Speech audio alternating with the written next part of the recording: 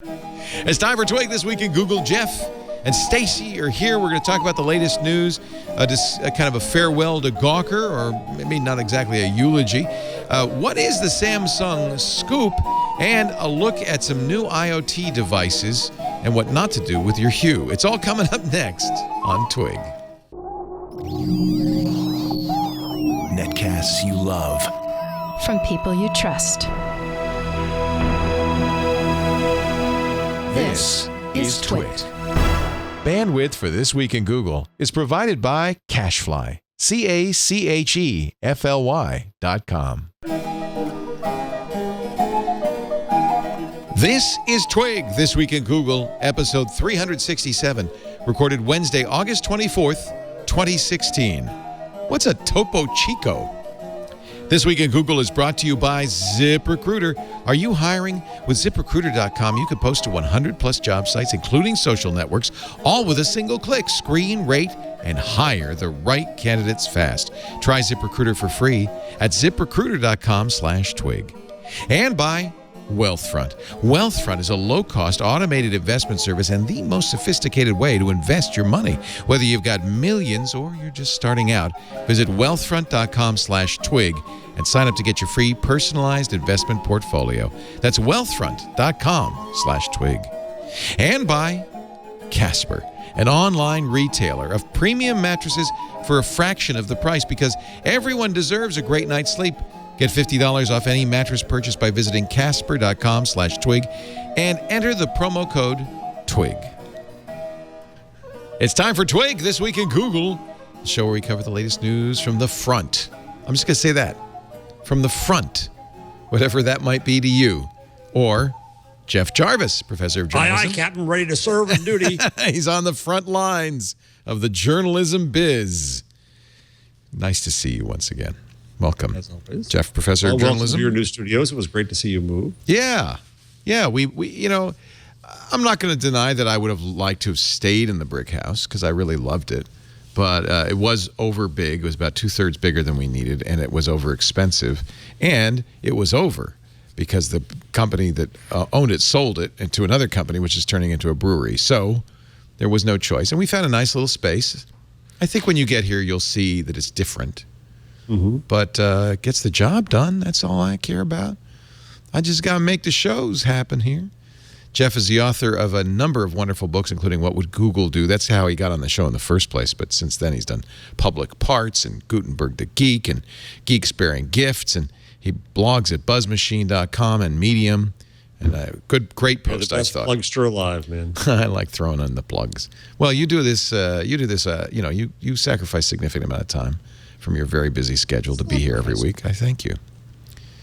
Also here, we're thrilled to have her, Stacey. Real star. The new star of the show, Stacey Higginbotham. She is from StaceyOnIoT.com, at GigaStacey, and an expert in IoT, but also a long-time observer of the tech industry in general. So she is expert on all of this stuff. You're our expert. Gina Trapani was our expert. You're our expert. We're just blatherers. Jeff and I are blatherers.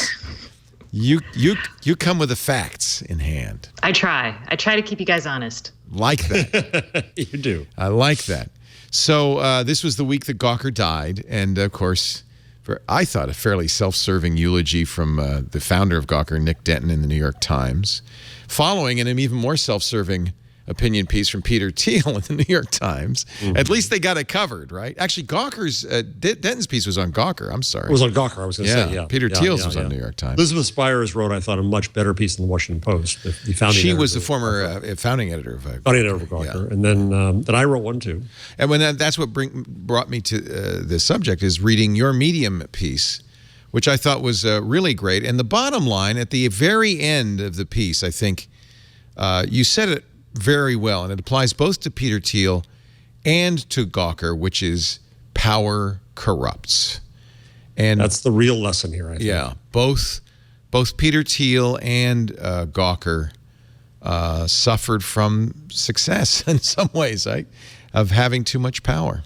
You know, and it really got me thinking a lot about. So this happened last week. I got to speak to I got to brainwash all of our new students at CUNY, at the J School, a wonderful group. And I began the week asking them to define journalism. And there were, 90 different definitions of journalism, and some really interesting. And one really reminded me of Nick's own view, which is, freedom for its own sake, that we destroy, we pull down, we upend institutions. If that's the only reason that journalism exists, and then for that matter, that's the only reason the blogs exist and social media exist, why do we bother? If we're not also building up, if we're not also improving things, then, and just destroying, that's ridiculous. And I think the same is true of cable news right now. It's let's do everything we can to tear down everybody we can. And then we think, oh, good, our job is done. Have we actually improved society in any way? And one of the new incoming students had what I thought was a brilliant definition of journalism, which I'm going to, I did like that. And I was very impressed that here she is a student, and I thought she encapsulated the role of journalism quite well. I don't have it in front of me. Do you have that? I can get it. Yeah, I'll pull it up. Oh. I actually wanted to quote a little more humorous quote from Finley Peter Dunne, that the duty of a newspaper is to comfort the afflicted and afflict the comfortable, which I've always liked. And I think Nick Denton used that as his motto. That, yes. But I think it leaves out the essential piece that you articulated something I felt but I couldn't articulate. And I was really glad to read your piece, which is that if it's fine to tear down, but you also need to build up. You need to make the world a better place. All of us need to make the world a better place, ultimately. And failing that, all you are is a destroyer. So let me read her definition. Okay, read her. Yeah, I have your article. Katie Ryan is her name. Kate Ryan. Kate Ryan. Let me see. It's in your Medium piece, right? Right there. It is a means to inform the public and, in doing so, cultivate an educated, empathetic, and engaged society. It is a means to inform the public, but doesn't stop there. And in doing so, cultivate an educated, empathetic, and engaged society. It's actually not surprising a student would write that, because I think that could be the motto, the second part of most schools and education, to cultivate an educated, sympathetic, and engaged society. Yeah. Is journalism ultimately educational? I think it should. I believe it should be. I believe if we don't, if you look at Brexit, I'll try to stay away from this election, but if you look at Brexit, from now on, let's use Brexit as code for Trump, okay? Yeah, okay. Perfect. You know what we mean. It's a little dog whistle there. By the way, I'm surprised. I actually looked online yesterday. I'm surprised there are not Trump-branded dog whistles. It's somebody with Trump. There's an opportunity. Right? Hold on. Let me make that happen. Please do. By the time the show's over, we're going to have it delivered by drone. Real opportunity. Yeah. So the other thing that occurred to me, just one more point, and I'm eager to hear what Stacey thinks about all this too, is that when Elizabeth Spires talked about this, she saw the story of Gawker, she saw the story of blogs. And she started blogging before I did in 99. I started blogging in 2001. And Lord knows I've said things I've not been proud of. There have been moments when I had plenty of snark and fits and feuds and so on. But then it stopped being fun anymore. We got it out of our system, I thought. And I wonder whether the death of Gawker is kind of the death of blogs, that we went to a supernova, that it became the best and the worst of everything we could have had. And, within a week of each other, Arianna Huffington, who started a blog company, leaves and goes out of media, and Nick Denton leaves and goes out of media. And the mass media business model that drove Gawker to do what it did, to get more page views, let's put the most outrageous crap we can up to get the most page views we can get. And we saw that ended up ruining lives. And that's where this went.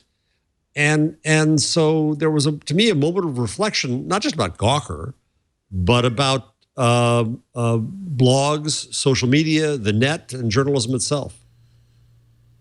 Stacey? Wow. Heavy.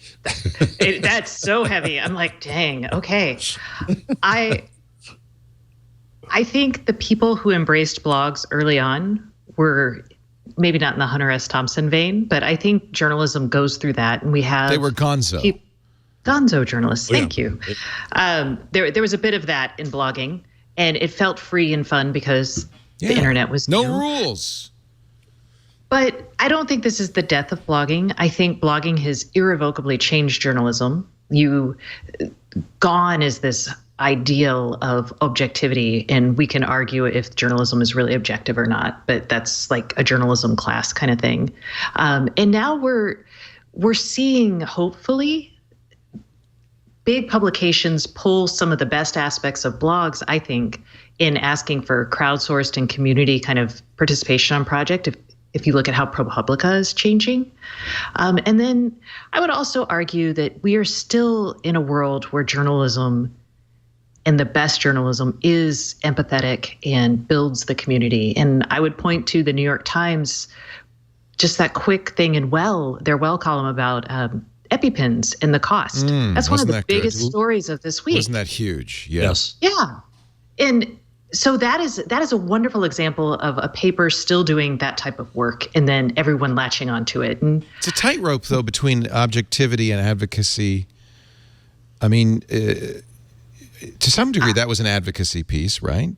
It took an opinion. It had a voice. All journalism starts at a level of advocacy. You're gonna stand up for justice, freedom, the little guy, what's fair and right. So you're saying your goal should be to get to the truth and improve life.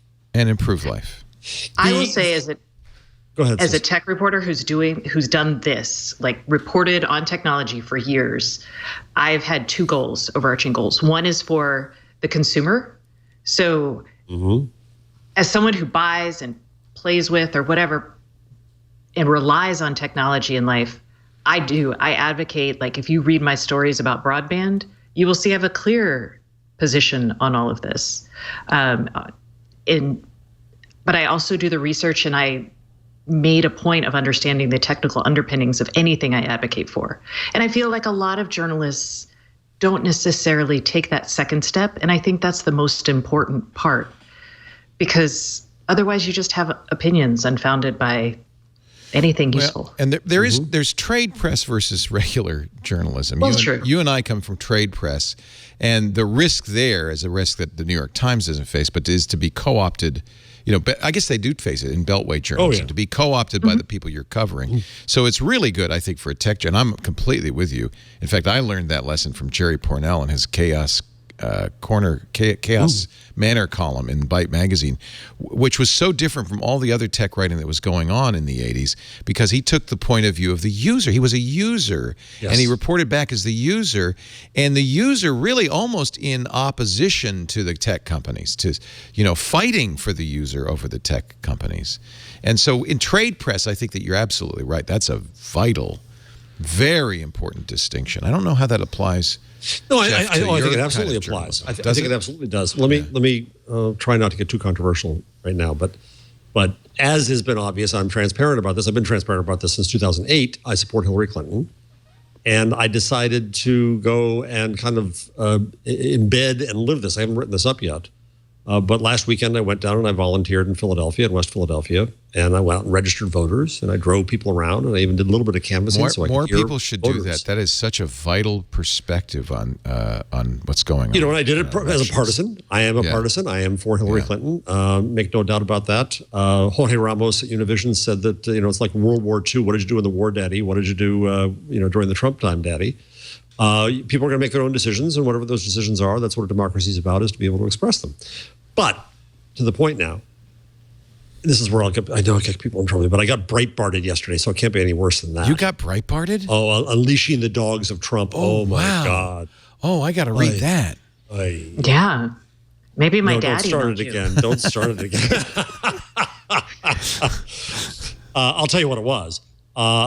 There was a discussion on Brian Stelter's show on CNN on Sunday about why Hillary Clinton's not doing press conferences, because that's the meme du jour. Right. And I said, well, consider the S show that it would be with the all the push about nothing but email and foundations and nothing about issues. Can you blame her for not doing this? Oh, I was accused of just excusing her not doing it. The journalists went after me because I wasn't standing up for the probity of press conferences uber alles. So press conferences are S ... shows. They don't accomplish much. Interviews accomplish much more. And then, of course, the Trumpists went after me because I was defending Clinton. But that aside. But in microcosm is what's kind of happened to journalism. I mean, it's gone so far beyond advocacy journalism to being kind of like polarizing point of view journalism and punditry. But it's worse than that, Leo. And then there's the other side of it. Your colleague Jay Rosen's always bemoaning the faux balanced journalism, where no matter how ridiculous the point of view is, you get both sides equal time. Right. But that, I don't know. I'm glad I don't have to fight in these wars. In the future, everything will be written by an algorithm. Yeah. Thus, this will all be solved. True. But I think that's an interesting point, though, because the computer is objective. No, it's true, and we have to program the algorithms. What's the priority? So we have to give the algorithm a point of view. Dang it! Yeah, it does. We have to be transparent about it. Where was I headed? Sorry, I didn't mean to derail you. No, you're breitbarding and the age that doesn't. No, and the Trumpists and everybody getting on your case for defending Hillary. This is the perspective I got. Right, two things. One, I don't hear. I'm an enthusiastic voter for Hillary Clinton. I never hear that in media, never anywhere. It's that she's the less of two evils, that she's a horrible candidate, that people are enthusiastic. It's only because of Trump they're voting for. And I went out and I was with people who were enthusiastic, and I didn't see that represented. That's the one thing. Right. There's a lot of people who don't get represented. Right. If you're African American in this country, you don't see yourself in media. Right. If you're an unemployed white person who's a Trump voter, you didn't see yourself in media for years and years and years, and thus the frustration. So, point one is media does a very bad job, I think, of reflecting the communities that exist and reflecting their concerns, whether you're a Trump voter or whether you're African American or whether you're a Hillary voter, whatever. But the second point goes to the Gawker point, is that if you listen to cable news, all it is constant nattering. Let's find today's little scandal, today's little meme. At no point do they say, why are we doing this? When in Gawker's life did they say, we want to report this because we want to tear down the powerful and show how free we are? What does that actually accomplish? Once you afflict the comfortable, what then? Why do we exist? What are we doing? What are we doing what we're doing? And that's the problem that I really have, that makes me very depressed about my own field. Yeah. And it is challenging, though. I know. It's not obvious what the right answer is. It's not like, I think if you watch, all the old movies, it seemed like, that's just a clear path that you just do the right thing and fight. It's obvious, and it's not obvious. It's not easy. I think it's very challenging to figure out what to do, especially in this age where we're unmoored. Although the unmooring is probably good. Well, and so the question that's more relevant to this show, finally, is how does that relate to blogs and social media? Right. And I think Stacey's right. Blogs have had an irrevocable impact on mainstream media, on the voice that it has, on the perspective it has. The fact that people feel they can listen. When I listen to Morning Joe and I want to scream at the TV, I have no means to do so. A lot of other media, I have a means now to talk back. I can talk directly to columnists of the New York Times on Twitter and piss them off if I want to. Not that that's a goal, but or I can praise them, or I know that I have a mechanism to get to them. That's new in this world. But why do we exist in social media?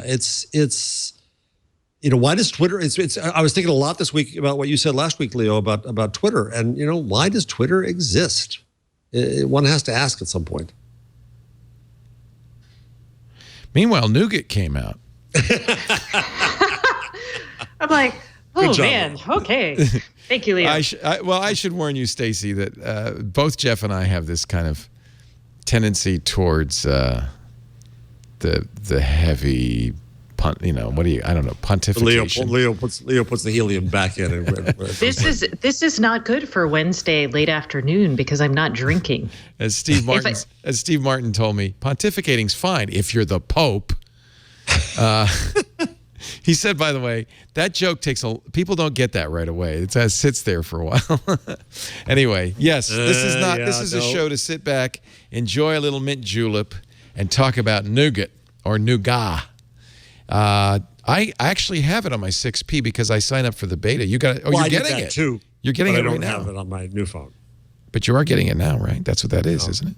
No. Oh, it says it's up to date. Well, but it's not. Well, good news.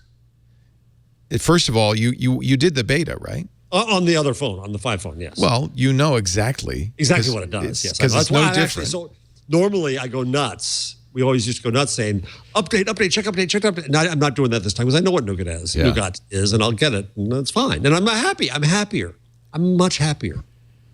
I don't look it, but I'm happier. You're happier with Nougat, or just with the fact that I'm not neurotic about wondering if I'm the 10th on my block to get Nougat. I want Nougat. Okay. I want Nougat. Have you been playing with it, Stacey? I haven't. I am not signed up for the beta program, which is weird because I thought I had been, but that's cool. You'll get it. It will come when it comes. I'm it's not already a at Jeff's place of peace. I like it. It's not significant. I did notice, I think, and it's really hard to measure, but I think I noticed better battery life on the 6P. Ooh. Which already had doze, right? But now they're doing, this surprised me. Apparently, doze didn't apply when the phone was sleeping. So now, when the screen is off, doze applies. That kind of shocked me. I read that in the notes. It could be the way that it was architected. Like, I know that it's weird. With the ARM designs, like, well, okay, never mind. I'm just not going to try to explain that because my brain's not working. Well, in any event. It could be something totally different. In any event. I thought you said you weren't drinking. Yeah. What are you drinking, and why didn't you bring some for me? Topo Chico. What's a Topo Chico? Really? Oh. You don't know? Okay. You don't know Topo Chico? I know Topo Chico. The New York Times did a big search. Yes, it's a trend story. But it's like 3 years too late. It's What just is it? I want it. Mineral water from a spring in Mexico, and it's like the hipster thing to drink in Austin. But it mixes. Seltzer. Bartenders Seltzer. love it because It's just it's seltzer. It's not alcoholic. Well, no, yeah. Oh, I thought it was. It's not, but it mixes really well with alcohol. Why does it mix so well? Something about whatever minerals are in there really accentuate like various properties in your alcohol. This is from my snobby bartender friends. I really can't tell. Wait a minute. So there's something in there that does make you more drunk, but you have to put you add the alcohol. It just tastes better. It just tastes better. It doesn't make you more drunk. This is how rumors get formed. I've been drinking Topo Chico all day. Topo Chico. It makes you more drunk. Yeah. Is it in every grocery store, or is it something you have to go to? Oh, it is. Oh, no. It's in grocery stores. It's in gas stations. It's all over the place. Does it taste better? It does. I mean, if you like seltzer water, it's a good seltzer water. It's a good seltzer water. I don't know. I mean. All right. How did we get there? Oh, Nougat. We were going to Nougat. Yeah, we were talking about drinking. So Nougat. Okay. So the other thing is the double tap for recents to pop to the last thing you did. Pinning. A split screen. Split screen, yeah. But I think the notifications are much better. You can it act on combines them. notifications Yeah, I from like those. actually do. But see, part of the reason I've forgotten is because I've had it for so long now. Yeah, same here. You forget what's fresh. Yeah. Also, this screen has more customizability. The settings screen, I think, doesn't it? Yes. Like you can move things around on it? Yeah, big deal. But yes. Actually, that is okay. I was going to say, actually, that's exciting. There are things I want on that screen. You're excited. That's fine. I don't mean to. Part of the problem with the fragmentation of Android is, for instance, I've been using the new Nexus 7. And it's got all sorts of other things. Who knows what's what, right?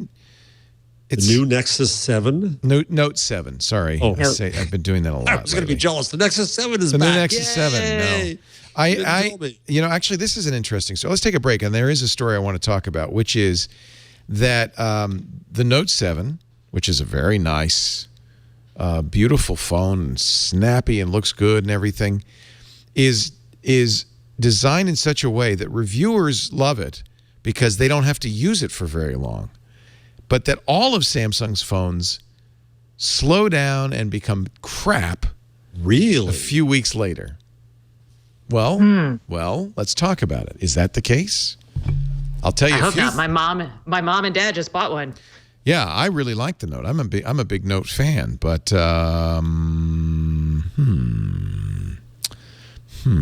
first though, let's talk about ZipRecruiter. Because if you're the person hiring in your business, you're doing the most important thing that you can do in your business, which is building the business brick by brick, person by person. I can say this with authority now that I've been running a business of my very own for 10 years. It's a small business. And certainly the smaller the business, the more important it is, because each and every person can make or break your business. A great employee can build it, can make your business sing. A bad employee can bring it down. You want to find the right person, and the right person is out there. The trick is finding the right person, and that means you have to get to where that person, whoever he or she is, where they are. And that could be the challenge. You posted on one job board, there's no guarantee you're hitting that person. But with ZipRecruiter, you're hitting so many more people, 100+ job boards with one click of the mouse on ZipRecruiter, plus social networks like Craigslist and Twitter and Facebook and LinkedIn. And you're also, because ZipRecruiter also is a place people go to get hired, you're immediately matching against 6 million current resumes. So the chance of you hitting the exact person you want is much higher. And then the beauty is you don't mind getting all these candidates because they all come into the ZipRecruiter interface. They don't go into your inbox or call you at your office or at home. They go into the ZipRecruiter interface. You can design questions there, multiple choice or essays, or you can rank the people. You can screen out people that just aren't good, that won't fit. You can find the right person fast, and you'll have applicants within a day just because of the speed of how ZipRecruiter works. You'll also have applicants who are mobile only because they have a great mobile application process. That number on the page, over 800,000 businesses, is now 1 million companies have used ZipRecruiter. Many hundreds of the top Fortune 500 companies use ZipRecruiter. It is now known to be the tool for hiring. You'll find candidates in any city, any industry, nationwide, and I want you to try it for free. It's ZipRecruiter.com/twig. We've been using it, and we love it, and you really want to try it. ZipRecruiter.com/twig. We thank them so much for their support of This Week in Google. Stacey Higginbotham from Stacey on IoT, the podcast, the newsletter, the website, is here. The Empire. Stacey. The Empire. The rock opera. The rock opera. The Topo Gigio of tech. Do you think it's the bubbles? Because they always said champagne gets you drunk faster because of the bubbles. Maybe it's the I bubbles. think there is something on that, but I've never actually researched it. It speeds absorption. Okay, we're going to do a test. Yes. I was about to say, do you have champagne? We're gonna this week we'll get Stacey drunk this level, and next week we'll time it. That's good. You'd be fun drunk. I'm thinking you'd dance. You're a dancer. I would sing and dance. I think you'd get even more honest. Oh dear. That would be bad. That is a problem. So I don't know. You probably don't have an over-the-shoulder shot yet on this set. You did Sunday. Oh yeah, we do. Look at that. So this is the Galaxy Note. I've had it for a week. Look here. Already. Fine scratches. Those are scratches at the bottom. I haven't dropped it. Remember back when iPhones were scratched, we all would have fits? Well, this is like a glassy finish back. And when the Galaxy S7 came out, which is basically the same as this phone, people had all sorts of scores on the glass, even though it's Gorilla Glass 5. This is a very fragile phone. Thank God today the case came. But it was, even as new as this phone is, it's already too late for this. And this is kind of, in a physical world, a manifestation of what the folks at XDA developers are saying. That's the great forum for Android fans everywhere. They're saying the press never gets it right on Samsung phones because they always start out really fast and slick. But in the real world, over time, performance sucks. Now, I have to say, I'm the press, right? I have a new phone every few months. I probably don't use these phones long enough to experience the slowdown, if there is such a thing. Although I did on my S6 a couple of generations ago see a significant hesitation and slowdown. Not so much on this one. I'm kind of a fan of this phone. This has the, according to DisplayMate, the best screen on any phone on the market. It's a beautiful OLED screen, something Apple still isn't doing.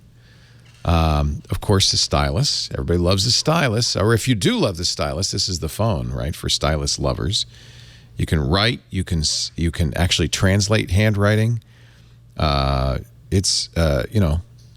You can draw pictures. Renee Ritchie, who is, from iMore and clearly a Apple lover, loves his iPhone and his iPad, said every big phone should have a stylus. He was drawn Yeah, Batman. I wish I had one. I never use it. You don't? No, but there's no habit. It's like I don't use Google Now enough.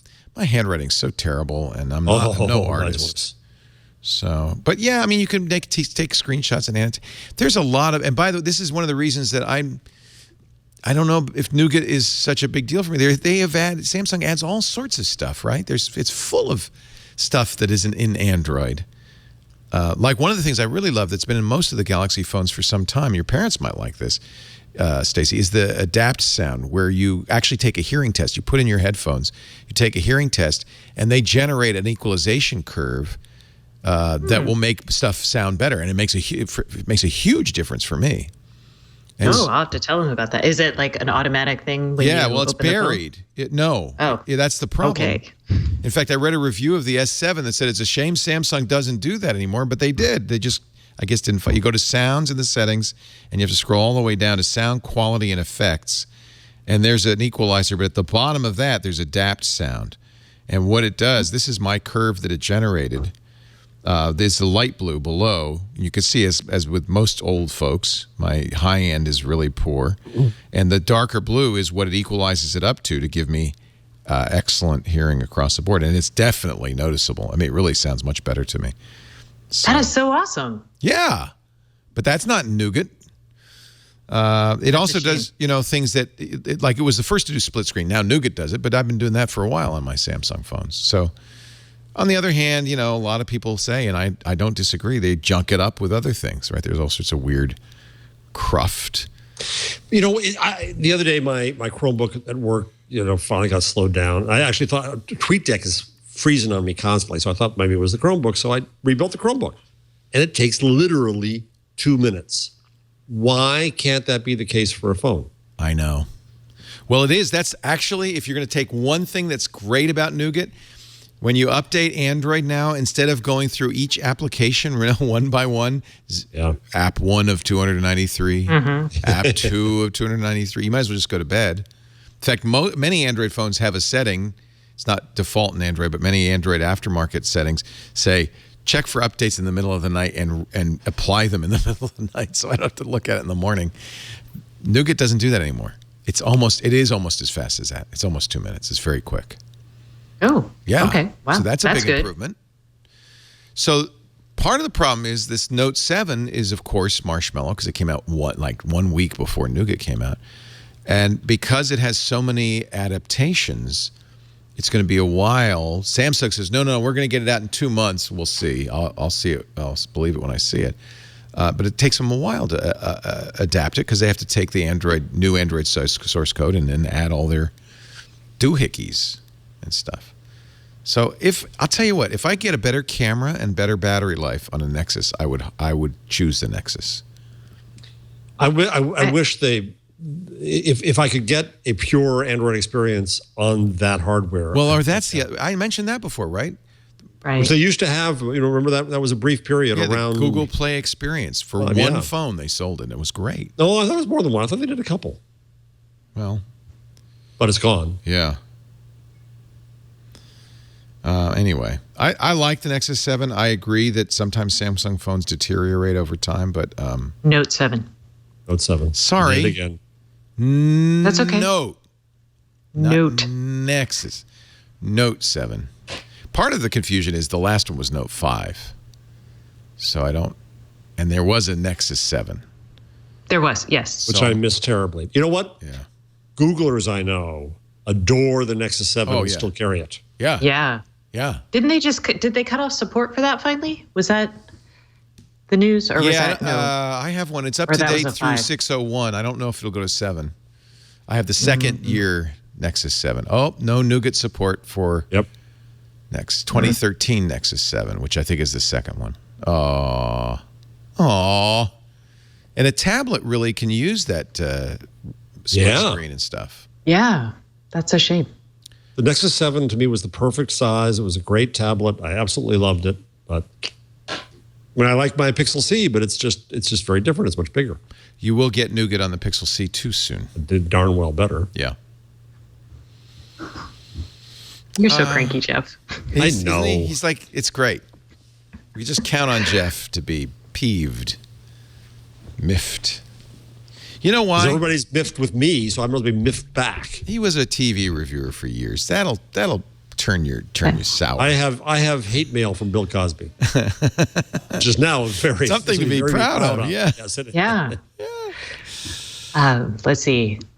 I dropped a study in just because I thought it was interesting. This is apropos of nothing, but I'll find it. It's on how typing, or actually voice input, is 3 times faster than typing on your little tiny phones. What a surprise. It took Stanford study to figure that out, huh?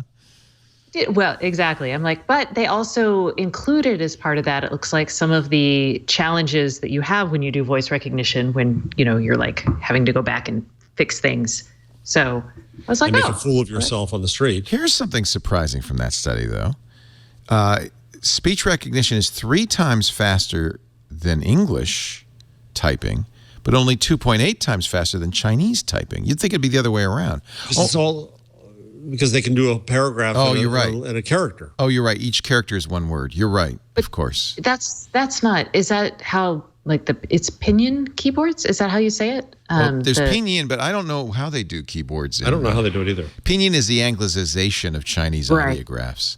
I don't know how they do. Maybe they do pinyin. I don't know what they do. Let's Google how do you type in Chinese. In the physical keyboards, I don't know how they do it on a phone. In physical keyboards, you'd have series of shift keys that would add that you slowly build a character up. But wow, it's pinyin still. Yeah, is it pinyin?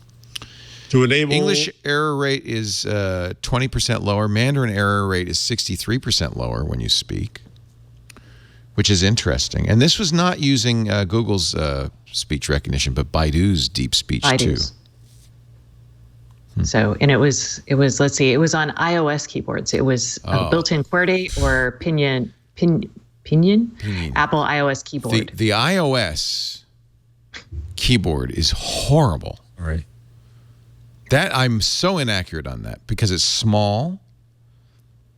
It only recently had lowercase keys too. You had to guess what the shift state was.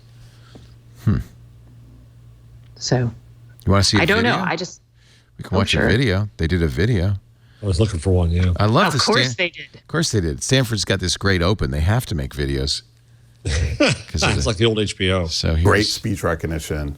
But it really hasn't worked well enough in terms of error rate. Do they have budget? Look at this. Real applications. This is 60 minutes quality production here. That suddenly speech recognition was working really well. 2-camera shoot. Due to deep learning and big data. But they got some wardrobe budget. They got wardrobe. So we ran a study. Makeup. Where people had to type type have very nice lenses. over 100 phrases using both speech recognition and I really wish they wouldn't shift back and forth from the super close up to the regular close up out there today, and we were able to see which one was faster. You know why people do that, by the way?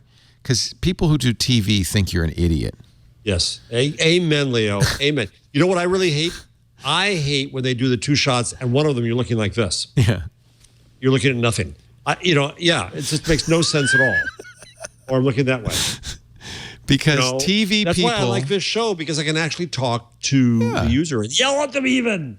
But instead on TV, I'm always looking that way. People on TV just think the viewers are the most short attention span nudniks. Yeah. Yes, they are. And we got to keep switching You're absolutely right. Or you will be so bored. Which side are you on? Am I doing it the wrong way? Yeah, no, I have to look like this. They actually make you do that. The reporter, as you know, sits to the right of the camera. Yeah, it says, talk to me. So and in fact, and then they edit it like I'm not, like that guy's never in it. So why don't I just talk to the people? But no, I end up over here talking to some imaginary person because I'm an idiot. I don't know where the camera lens is. And then when people talk directly to the camera, sometimes they look like serial killers. Like if you're on TV, they're like that really, like when I do this a lot because I get really excited about things and you're like intense and you're looking at them and they're like, whoa. So if you approach me at an angle, I'm a little less scary. Oh, that makes sense. That makes a lot of sense. Did you ever work in television? No. Why would I work in TV? Because it's only the best medium ever invented.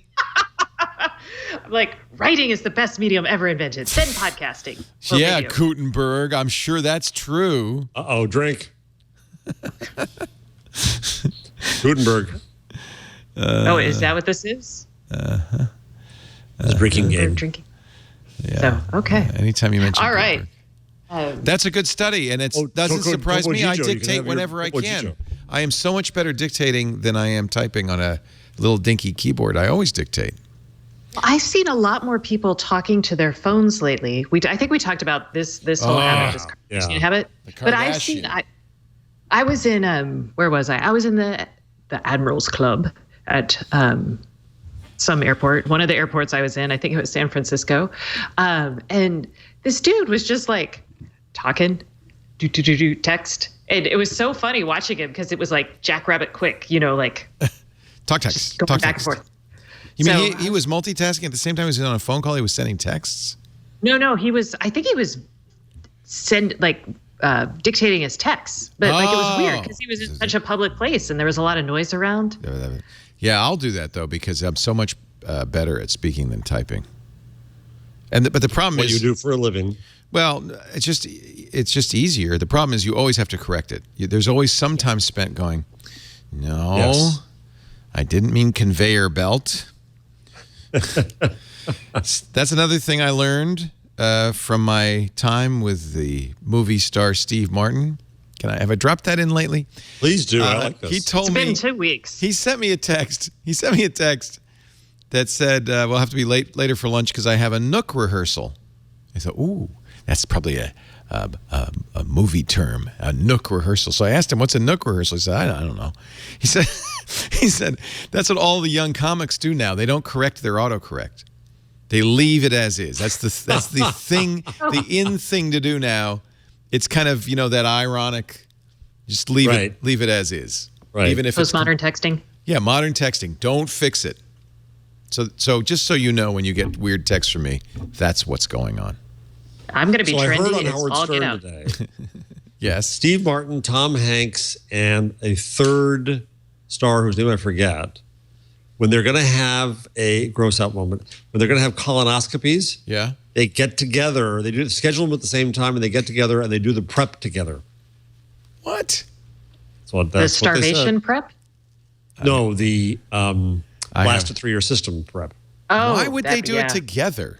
That's what something you would everybody on wanna the do show in- thought is what. That's how embarrassing. But they thought they must all have little kind of private rooms. They play cards, and then sorry,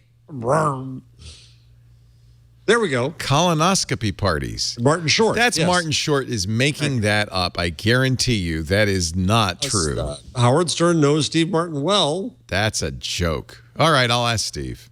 Do ask Steve. Yes, I don't know him as well as Howard knows him. What I if don't he know- invites you, Leo? What if he's like, oh, yeah, you want to come? Then you got a decision to make. Okay, that is a very interesting question. That really. Is. If you could hang out with Martin Short, Steve Martin, and Tom Hanks, but you had to, you had to have a colonoscopy, would you do it? sure, because you're transparent. I would do it. I'd do it. I don't want to be on this show. Better than a Topo Chico. All right. Stacey's opaque. I try to be as opaque as possible for reasons. I don't want to share that with anybody. That's a private moment. Oh, it certainly is. The misery. Have you played with Duo yet? Oh, yes. Oh, my, so exciting. I want got a my duo? mom to... You want to duo me? You got your mom to duo. Yeah, she duoed with me, and it was my daughter's birthday, so we all duoed, and it's awesome because I could never get my mom on. I mean, she's a smart lady. She actually has more tablets than I don't know what her deal is. Anyway, she loves technology, but she hates glitchy apps. So her life really is sucky. But Duo worked for her. She downloaded it, so we finally are actually able to communicate via video calls, which is so fun. Oh, you couldn't before, so she wasn't using Skype or FaceTime or some other. She has a Skype account, but if you wanted to Skype with her, you had to call her. You had to arrange the time Right. because she had to set up, and it was Well, that's production. true. Leo, That is I'm in one this thing. This fear is right better now. than Skype. Is you don't have to have it running to get a call. Mm-hmm. Oh, right. Right. That's good. yeah. Yeah, that's good. FaceTime you do not either, but FaceTime's iOS only, right? Or Apple Right. only. And this is great. I made my husband, who's got an iPhone, download it for his thing so we could finally have video chat. And he's like, yeah, we're not going to do that. Some people don't. May I ask this? Is your husband in technology? No, he's a well, sort of. He's a domain name blogger. So yes, maybe. Wait a minute. What? What's He a blogs domain about- name blogger? That's okay. Sorry. He does domain name wire.com or dnw.com. He's like the #1 or #2 blogger in the domain industry. Wow. Is What a that how you special met? No, we met as RAs in dorms. I'm like a child bride. We got married really young. Oh, that's in college. Not in college. We're not After we're not college. but right after college. Yeah. Wait a minute. I didn't even know there was a job category. See, I get mad because I go through, they say, what's your occupation? And they never have media. They always have to pick like businessman. They have media. Not a lot of times they don't. No, a lot of times they don't. But boy, if you're a domain name blogger, what the hell is that's your tough. job? Entrepreneur. Entrepreneur. Well, so the It's- reason I was asking are you two gadget freaks in one house, or are you the gadgeteer? No. No, he comes on the podcast sometimes. I use him as my voice from the real world because he nice. comes in and he's like, Yeah, but he's and not. if you, He's not the real world if he's a domain name blogger. he's pretty normal other than that. And, he's lived the horror stories. Stacey's trying out another darn doorbell. Can I just have a doorbell you hit and it goes and it makes a sound like a ding dong? No, we've got to have fancy doorbells. Oh, Is that it? must be hell for him, huh? There's always He's- a new doohickey. So like I was trying the sunrise feature on like some Philips Hue light bulbs, I think it was, in our bedroom. Oh, yeah. And for some reason, they didn't tell you this, but you have to I set the schedule, but I didn't set my time zone. So it thought I lived in the middle of the Atlantic. So around 4 a.m, it was sunrise. And we're both like, What the hell's going on? Stacey! Exactly. Okay, I got a similar story. I had hue lights. Mainly, the bottom line of both these stories is do not have hue lights in your bedroom. Yeah. I have hue lights in my bedroom, right? Same idea, slowly ramp you up in the morning, sunset at night. What they don't tell you, and this makes sense, is that when the power goes out and then comes back on, they come on full bright, like bam, middle of the night. Lisa and I are in bed, and bam, the lights go on. But this is exactly the difference between me and Lisa. I get my phone out and try to launch the Hue app. She just goes over to the wall and turns the lights off and goes back to sleep.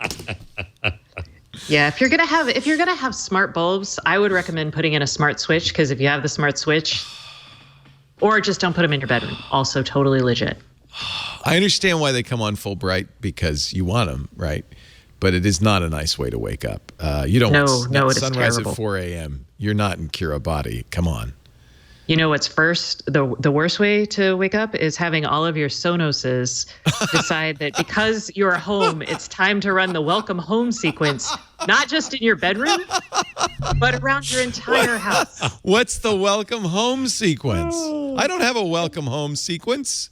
So I was playing, this was an early iteration of an app, and it no longer has, it works now, but when it had geolocation and it wasn't as fine tuned. So what was happening is my phone would be in and out of like range. So it kept thinking I was leaving the house and coming back in. So it did that in the middle of the night. And I had set it up. So welcome home, some of my lights came on, and then the Sonos would play like, welcome, Stacey. Oh my God, you're such a geek. And Did you record that? No, I mean, I could, but I didn't record the mess up because it was the middle of the night. How did it have a Wait, recording what that says song- welcome, Stacey? What song should you it's play for Welcome Home? Welcome Chat home. room? What do you think? Your dreams were your ticket out. It's an automated voice. So, Welcome home, Stacey. Yes. I It am the sounds more robot like that has Siri. taken over your house. Please enter and close the door behind you. No, the app does that for you. That's even scarier. So you come in the door and it goes, bam. No, it doesn't. It doesn't. There are no windows and no doors. So I have a similar thing with my Sonos. often, and this is a bad habit, when we're leaving for the day, I'll be listening, and then I'll do the mute button on the Sonos, and that mutes it, right? Mm-hmm. But there's a problem, because our cats like to sleep on the Sonos.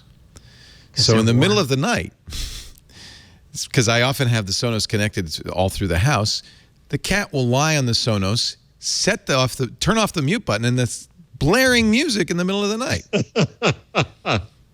Yes. So what we're saying is smart houses are pretty dumb. Yes. Agreed. But they're so much fun. This is what it means to be a pioneer. That and living with a domain name blogger. He likes the Echo, though. Well, that's how I knew it was a real device for people. Yeah, you know what? The Echo is an interesting thing because you wouldn't think so, but then you just love it. So you think Duo is going to be a hit then? Because it wasn't. I think the jury was out initially. Like, is this? There's a lot of mocking of it. Yeah. I actually. Do y'all remember Tango? Is that even still a thing? Yeah, Project Tango. Yeah. No, not Google's Project Tango. Sorry, it was an app. It was a video calling app. Yeah, it's still around. Yeah. Okay, so like I use that, and some of my family use that. Viber. There were a whole category of them. Yeah. And then WhatsApp and Facebook and all these others added video calling. So now there's 800 ways to do video calls. Go ahead. I'm sorry. No, I was just saying that I think this is probably a really solid entry. It's so easy. It's so much easier, right? And I like the setup. I like that I could call my mom right now. She would kill me, but.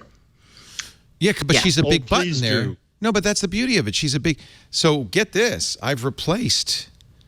So maybe there is something there. I thought it was just me. I've replaced the phone icon on my phone. The Duo icon? With a Duo icon. Oh, my. How about that? Because the people that you call a lot show up right there. It's very easy. Is it going to come with Nougat automatically? No. Why wouldn't they do that? Nor will Allo. That's foolish. Just ask. Well, who knows what Google's up to? What's going on with Hangouts? For crying out loud. But I wasn't sure that this would take, because I remember Spaces, that was here and gone. Google's done this a lot, and I wasn't sure that this would become popular. But I think it might be one of the case where tech journalists kind of gloss it over because we know there's 800 other ways to do this. But real people go, oh, that's nice and easy. I don't think I'll use that. You know, someone was asking in the chat room about 911. Dialing 911 on something like that if you don't have the phone icon. Oh, yeah. But you still have your emergency thing, right? Yeah, I mean, I have a phone icon in a folder somewhere. I could still dial it. So the other day I was choking, and like not total choking, not full on Heimlich yet, but I was also trying to tell the Echo to stop a timer. And so I was like, Alexa. Wow. And, I was like, how awesome would it be, because she's already listening to me, if she could do you want me to dial 911? And if I didn't respond, boom, that happened. So I was starting to think about things like in a connected house, how you could call emergency services. So that person who in the chat room. iPhone will do that. It will if it hears you choking? iOS 10 and the Apple Watch has an emergency button. I'm trying to remember the details of it. But yeah, I think there's something like that on the Apple Watch with iOS 10. And then the reason I don't need a phone icon also is because I could say, okay, Google, call you-know-who. So most of the time, if I don't make calls very often. That's partly why that's there. Is Alex Wilhelm was here on Twitter a couple of weeks ago, and he said, I don't have a phone. What do you need a phone icon for? I don't ever use this for phone calls. He's a young person. And I thought, you're right. Millennials. But that's true. I rarely make outbound phone calls. But when I do, I can easily go, okay, you-know-who. Do you call your kids? Yeah, but so the people I call, I have a little dedicated contact button here, so I can call them or text them rapidly. Do they ever answer? No. Actually, it's gone the other way. So Henry, no signer. He's 21. I don't hear from him. I can't. I text him. I call him. Nothing. Best we ever can do, we'll call him, and he'll go, hey, I don't want to talk right now, but call me back later. I'm busy. I'm with my friends, whatever. Never. But my daughter, who's 24 now, has taken to calling me a lot, like every day. Oh. And now it's like, don't tell her this. But it's like, I love my daughter, but Nobody likes to talk on the phone. All the time. Yeah, I don't want to talk on the phone. Is she driving when she does it? No, she used to until she had Okay. many accidents. Ooh. Now she no Okay. longer has a car. So she's in Mexico, actually, for the semester. So, Oh, she's back there. Oh. yeah, she's in Puebla. She stayed. She went down Stayed, there okay, in right. January, and she stayed, and she's going to stay there through December. And she says, I like it so much, I might stay for another semester. Wow. Yeah, she loves it. She's having a great time. Spanish is amazing now. Yeah, she was fluent in French because she went to high school in France for a year. She's very international, and she's fluent in Spanish. She went to Spanish language school during the summer to polish up her grammar because her spoken's very good, but her grammar. And now she's in school. It's a Mexican school. She's studying public health. She wants to do public health. Oh, She was then studying- Spanish is excellent. Yes, exactly. She wants to do public health either in Spanish. She actually was studying Arabic as well. She was thinking what she really wanted to do. I know the brave thing she wanted to do, and Daddy did not want her to do, was outreach to women in the Middle East in Arabic. Because, of course, as you might imagine, public health information for women, hard as it is, it's almost as bad as Texas. Not quite. Did you see that stat? About maternal deaths. in Maternal Texas? mortality in Texas is Yes. it's the worst in the developed world. It's doubled in the last, I don't remember how many years. I hope Yes. that's just a blip and not an actual trend. Oh. Could be just a statistical anomaly, right? We have 500,000 people living on the border without access to clean water and like basic neighborhood services. And Right. if you think about everybody who doesn't have basic access to maternal health care living, They're not gonna do well. we're terrible as a state. Anyway, Well, we're bad. and that's one of the reasons Abby's studying Spanish and wants to do public health, particularly for women. And it could very well be on the Rio Grande. There you go. She could talk to my daughter, who also is fluent in Spanish. Yeah, she goes to a bilingual school, right? She does. Yeah. See, I encourage both my kids to really be global citizens, because I feel like that's the future for their generation. It's going to be, I hope. I mean, it could go Unless you get like a It could go battle. the other way. go either Yeah, way. you're right. We're either building a wall or we're going to be global. How about Allo? We don't know when Allo will come out. Duo is part of a Duo. Allo is the second half of the Duo. It's a chat application that will also be, I believe, cross-platform. Did they say it was cross-platform? I think so. I think, they did. I think they did. Yes. This is where they stand in direct opposition to Apple. But the weakness to both is that you've got to get people to download it. Yeah. Right. This I mentioned this earlier. This bugs the hell out of me. It's retrograde. You know, when chatting first started, you had, or even email for that matter, you had to be on the same system as the person you were chatting with, or email. Email eventually got federated, so one email address, if it was on MCI Mail or Genie or CompuServe, could email other email addresses. That made email take off. That made email useful. Chat was the same way. It was ICQ or MSN or Yahoo Chat, and you couldn't talk, interoperate. Then times went by, and XMPP came along. Google was a big proponent. We could all talk to one another. Now we're going backwards again, where everybody says, no, it's bad for business. We want a silo. You can only talk to people using our app. That's terrible. That's just tech. We silo, then we come together. Then we silo, and come together. So it's a cycle, you think? Oh, it totally is. I mean, not just in chat and apps, but think about things like even enterprise tech and like how we built all these separate like siloed things for, I don't know, ERP and HR and all this. And then now they're like, oh, let's bring it all to the cloud and link everything via APIs. I mean, it's just like, hey, there's money here. Let's build something. We don't want it to work with anyone. Right. So.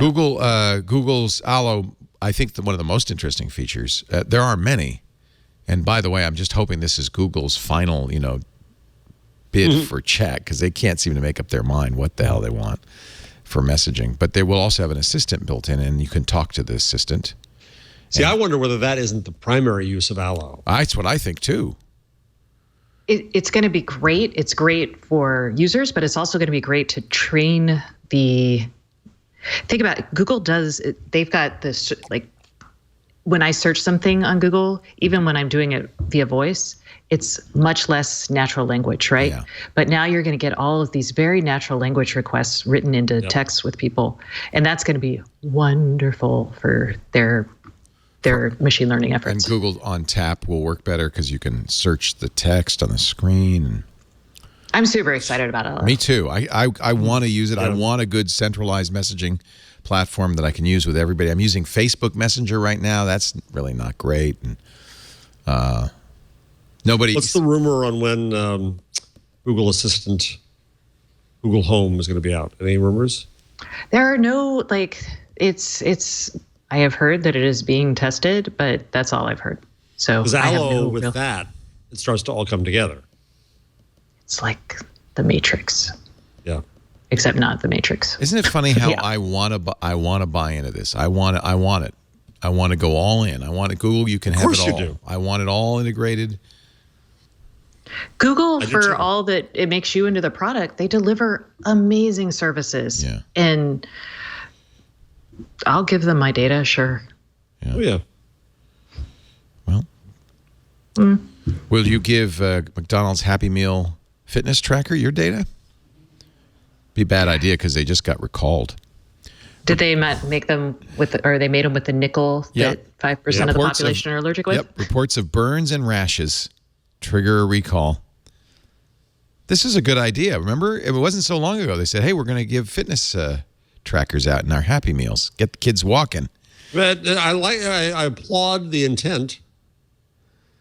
70 reports have been filed, not merely of skin irritations, but burns and blisters. Can't you just put tape on the? Shouldn't they just issue tape to put on the back of it? No, once you burn a child, dude, you got to take that Yeah, back and that's- do a lot of that's- animals. Well, good That's a good news. point. You're going to get either a yogurt tube or a bag of apple slices and a free replacement toy if you bring it back. Your choice of a yogurt tube or a bag of apple slices. Your choice. I love children. You're like, hey, sorry this happened. Here, have a yogurt tube. Have some apple I slices. don't even know what a yogurt And tube please don't is. sue us. It's like Gogurt, I'm guessing. Oh, a It did Gogurt. it- Yeah, it's a Gogurt. That's like candy in a Oh, health it's food wrapper. yeah. Well, apple slices are okay, right? Oh, yeah. It was, according to Scott Stein writing for CNET, it was a terrible fitness tracker. In other words, not very accurate, but his son liked it. If they're burning people, it's not nickel. It must be the batteries heating up. I don't know. I mean, What was the other? What was the other fitness tracker for Jawbone adults up, Jawbone. Jawbone. Yeah. no, had it was the basis. Intel recalled the More basis. recently, the basis, yes. Yes. Yeah. Because that literally did burn. It got so hot it would burn. Jawbone people. got out of the tracker business because they had such trouble. Well, the competition is pretty tough. Yeah. The only thing good about Jawbone's trackers was their software. Sorry, I that is my use opinion. I use a Fitbit Blaze, and I think that's pretty good. That's my favorite. I think Fitbit is probably. I'm wearing a. They're the what best is it? seller. They outsell even the Yeah. Apple Watch. I use Makes- the Misfit. Oh yeah, Oh, that's still? easy too. I like the Misfit. I'm surprised you wear it on your wrist though. I put it in my underwear. I didn't want to know that. Well, when we get together for our colonoscopies, you were gonna find out. Yes. Somebody in the chat room said that's the ultimate in brown nosing. Oh. Okay. All right. Only reason I If you were still doing the New Year's Eve show, we could do a New Year's Eve colonoscopy special. Oh, that would be good for $50,000. I'll do it on air. Oh, that's terrible. Katie Couric already did Katie it. Couric can do it. You can do cuter. it. She's way cuter. Sorry. So, okay. So after Allo, let's see. Oh, we can talk about the Scoop, the Samsung Scoop. Hold on. We'll do the scoop. Nope. Does it have anything to do with the kitty litter? Oh, you'll have to Not wait that and kind find of out. scoop. Not Our that show kind of today scoop. brought to you by Wealthfront. If you're investing for the long haul, you know you need to actively manage your investments because if you just put them in a savings account, you might as well put it in a mattress. There's no money to be gained there. Unfortunately, managing your investment it's non-trivial. You could do it yourself, but it takes a lot of time, effort, reading, study. And if you're not an expert, frankly, that sounds dangerous. You could go to an expert, that guy down the street. He's got the shingle out there. He's a wealth guidance counselor. He's a financial advisor. He will charge you or she between 1%, 2%, and 3% of what she manages every year. That means plus transaction fees and hidden costs. That means you have to make that much more just to break even. So that's not good. It's in today's stock market, you want every penny you can get. That's why I like Wealthfront. Wealthfront is automated investing, so it's less expensive. Computers are cheap. They charge you not 1 or 2 or 3% a year, but 1/4% a year. 1/4% a year. Less than $5 a month for a $30,000 investment. And there are never any additional charges like transaction fees. You can get started investing today with as little as $500. They're using very intelligent algorithms designed by some of the best experts. Their experts have over 200 years of experience on the markets combined. People like Charles D. Ellis, who wrote The Investor's Guide to Wall Street, and Burton Malkiel, who wrote that amazing Random Walk Down Wall Street. These guys have a deep understanding of how it all works, and they've codified it into the software. Plus, it's easy to get involved. They're using modern portfolio theory. They adjust according to your personal risk tolerance. They keep you diversified. They also keep you tax efficient with things like tax loss harvesting. And you can keep track of every trade they make on your behalf on your dashboard on the website. And it's fun because they do trade a lot. They're monitoring your investment every minute, constantly. So here's the deal. If you go to wealthfront.com, I'm not saying invest right away. I want you to read up on it, see what they do, understand it better. I think you'll be very impressed. You'll be very impressed with their record, their track record. You also can get a free portfolio, which will give you an idea of how the intake experience is. The few questions that they ask to establish your risk tolerance and your time frame, they've got it down. It's very easy. You'll get a portfolio. You can just take it and say thank you and leave. So do at least that. You'll also, if you want, they'll also do a checkup on your current investments to see how diversified you are, whether they're tax efficient, that kind of thing. They have 529 college savings plans. Those of you with kids or grandkids, you better be saving now. Jeff and I know about that. It's expensive. Oh, yeah. They have the 529. Stacey, you don't even know. I know. We looked it up just a couple of weeks ago as we reassessed our planning, and I was like, good God. I know. When the kids were born, I read that I had to put away $1,000 a month for each of them. Starting when they were born. I thought, what? I'm not going to do that. Well, you got the 529 college savings plans now, though, by the way, which are like Roth IRAs. They help you save. And that's all at Wealthfront. Wealthfront, here's the deal. Go to wealthfront.com/twig. Take advantage of the free offers. And if you decide to invest, they will, as I said, it starts at $500. That's the minimum investment. But they will manage your first $15,000 free of charge forever. For college savings, this is great. For retirement, you can do it all. They have a variety of ways you can do it. Wealthfront.com/twig. It really is it's the modern way to do this. The smart way to do it. Google, what is it? Samsung Scoop? Samsung Scoop. Is it? It's an FCC filing. Oh. So this week there were two exciting things from the FCC. Go databases. So the Scoop is one. The other is a new Ecobee thermostat, but that's less exciting than a possible. Ecobee, though, has really, I think, taken Nest to lunch, haven't they? According to an article I read. That's not the phrase. That is not the phrase. They've eaten Nest's lunch, not taken them to lunch. That means something completely different. You're right. Ecobee's better than Nest? It is. I think it's a better thermostat. Yeah. The Ecobee 3 is a better thermostat than the Nest. But that's my studied opinion. It's a good one, though. And let's see. They recently got $35 million. Kevin and I on our show for tomorrow, we talk about the new FCC filing. But we did promise people Scoop, so I want to stay sort of on track. Scoop. What is Scoop? We don't know, but they think it's going to be like the Echo or possibly the Google Home. So this is a tiny, it looks more like a Dot. It has a wrist strap, so it's probably like a Dot-sized tap.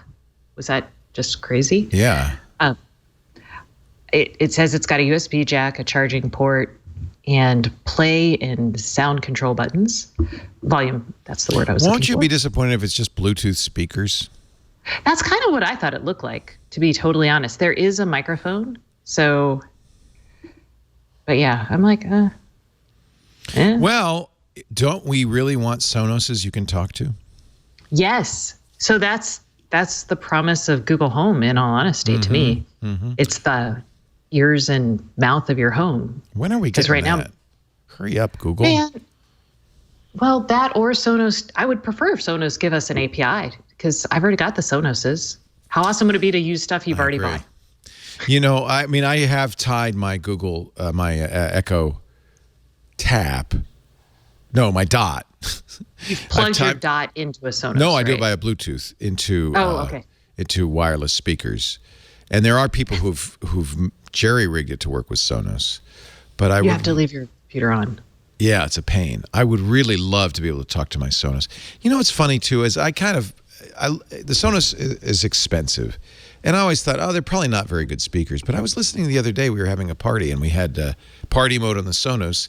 And then I have a Sonos connected to my fancy, expensive hi-fi. And I thought the Sonos speakers actually sounded better, at least for a party. They really sounded good. They built inside chips, optimized. They did a lot with digital audio to make the speaker itself high quality. Yeah. Like a couple years ago, I interviewed them, and they talked a lot about this. I think they did. Oh. Yeah, because they're not huge. You know, you'd think that my subwoofer and my tower speakers should sound better than this little bookshelf speaker, but they don't. They sound lovely. They sound good. And I usually use have you tried two for left, right, Okay. right? Are they the threes or the No, I fives? have fives. I have all fives. Okay. Yeah.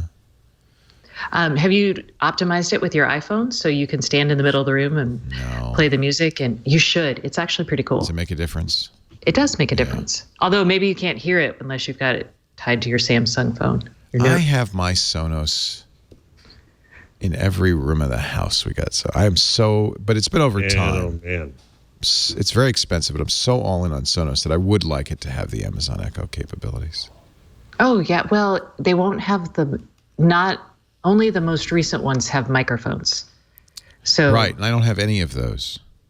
Okay, so you would have to be able to talk to the Echo to make it happen. I mean, I've got wired speakers in the ceiling and then like 6 bridges downstairs. Yeah.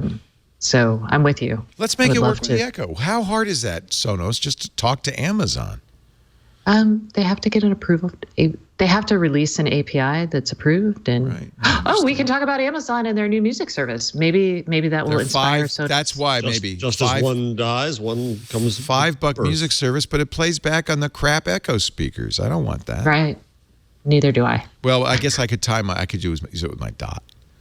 But I listen to my Echo speaker. I've got a Sonos in my kitchen and Sonos in my living room, but I listen to the Echo about half the time now because for books I do all the time. Yeah, it's so easy. It's sad. Yeah, and I don't have it. If you don't. So one of the biggest things they changed, and we talked about it when they happened a couple of months ago, is initially if you asked for music, it had to get it from Amazon Prime, which has such a constrained number of songs, only about 1 million songs compared to the 20 million on the other services.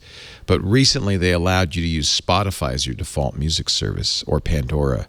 So now I made Spotify my default music service, and now I can say, play something, and it'll almost certainly have it because Spotify has everything. And that works great. And I listen to my Spotify playlists, and I don't have to say Spotify anymore. I just say, listen to my coffee house playlist, and it'll play. It's nice. Ooh, one of your chat room people posted on GitHub an HTTP API for Sonos. And I've seen that. But don't I have to have a computer? Isn't that the one? You do. Yeah. So, but I didn't think about this, but if you stuck it on a Pi, could you just have that running? I bet you I could. Dun, dun. All right. I got a Pi lying around. Geek out. I got a Pi lying around. I could leave that on. So, yeah, because I'd leave a Pi on, but not. Well, I also have a server running all the time in the house. Maybe I should sit down and get to work on that. But then again, maybe, yeah. Okay. I just feel like it'd be easier.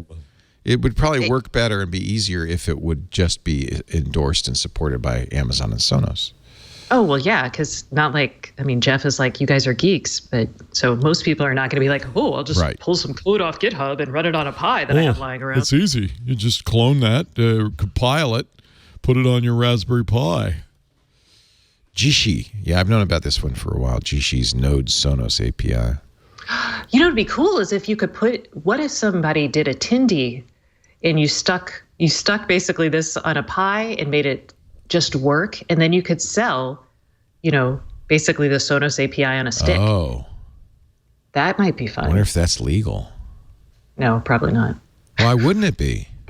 Because Sonos, so legal is not the issue. Sonos with the API, if they change it, then you have to update whatever. Oh, yeah, you don't want to be responsible. Yeah. So, yeah.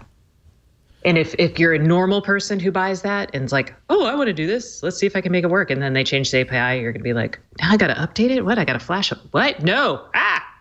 This is a piece of crap. Yeah.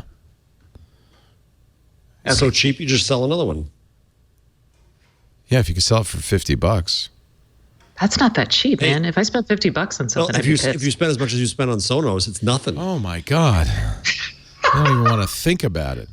Yeah. It's so expensive. Chase is going to start supporting Android Pay next month, September 7th. Isn't that weird that they didn't? Why don't... Now, there's a big battle brewing. We talked about this on Mac Break Weekly yesterday in Australia. And I think this is legit. The Mac Break Weekly guys did not. They defended it. But, so a number of Australian banks and retailers have complained to the Australian Competitive Board, and they want, because they say Apple is being anti-competitive by not allowing them access to the NFC chip on an iPhone. If you're going to use Tap to Pay on an iPhone, it has to be Apple Pay, period, because Apple Pay's Apple's the only company that can access that NFC chip. They say, you got to make Apple open up that NFC chip so that we can make our own Tap to Pay solutions. And I hadn't really thought about this, but in a way, Android Pay on Android and Apple Pay on iOS have kind of a monopoly.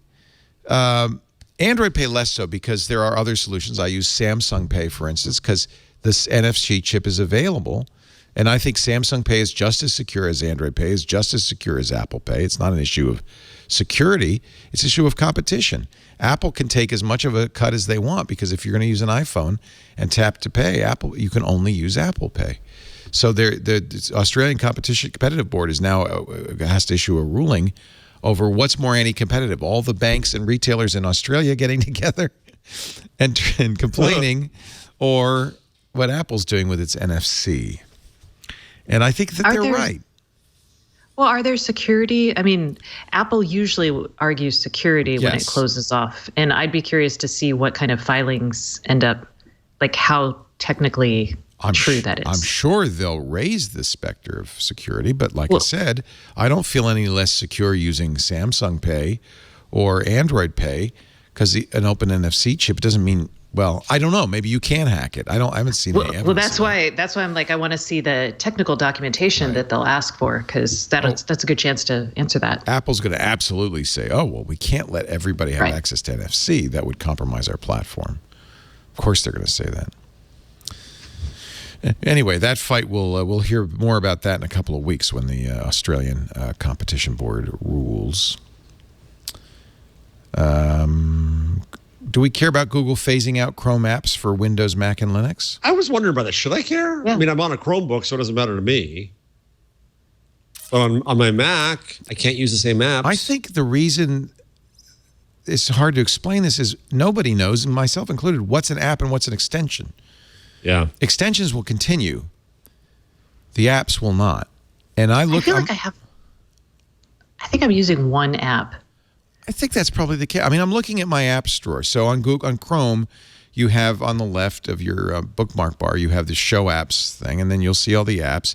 These say apps, but most of these are not apps. They're just extensions, Chrome extensions. Yeah. So what am I going to lose? I'm on Linux right now. I have to say it's fabulous because it means that I can do a lot of things in Chromium. I'm not even using Chrome. I'm using the open source Chromium. on Linux that would be hard otherwise. Because there's no Linux app for it, because it's developed for all cross-platform. Now, is Google Photos an app? They're calling it an app, but I don't know if it's an app. What does that mean? And does that mean no Google Photos? No, it just means you go to photos.google.com instead of clicking a button. I'm not sure what this means. I don't think this is a bad thing. Oh, will this affect? Okay, hold on. Let me open up something new and see what happens. Are like dots or docs and all of that, are those like the apps that we're talking about? Because those are the actual apps that I have. I don't know.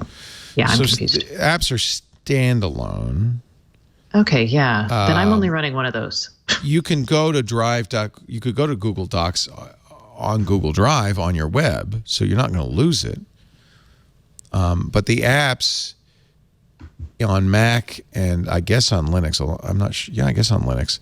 On the Mac for sure, you get in your dock, you get an apps icon, and even if I think it's almost optics. Even if Chrome's not running, you can run that app. But of course, Chrome is kind of running because as soon as you launch that app, Chrome's the back end for that. So, I don't really know. Sorry, y'all. Well. Yeah. Google says the usage numbers are low. Approximately 1% of users on Windows, Mac, and Linux actively use Chrome packaged apps. And this is the key, most hosted apps are already implemented as regular web apps. So this may be a distinction without a difference. This may not be something that anybody's going to lose any sleep over. Maybe that's part of it. It's just like people didn't even know what they were.